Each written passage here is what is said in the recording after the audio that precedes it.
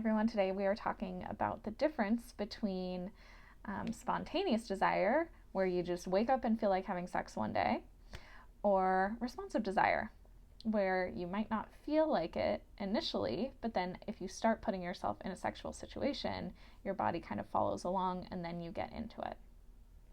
So, my name is Dr. Schlaff. I am a health coach and pelvic floor physical therapist, and I specialize in helping women with pelvic pain get back to having sex without pain and without fear.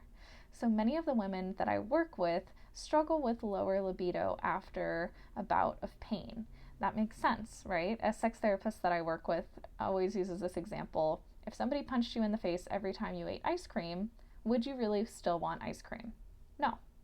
So when we are recovering from pelvic pain, there's often a rebuilding process for the libido.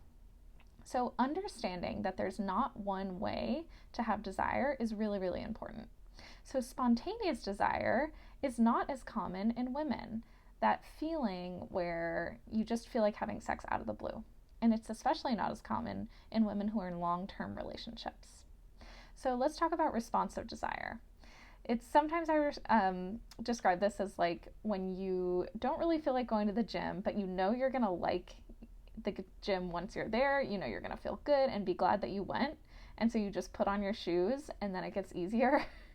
So responsive desire is understanding, hey, I might not be 10 out of 10 horny when we start, but we're going to do everything in our power to make me get there. So if we are planning a date night, we're sending sexy texts to each other.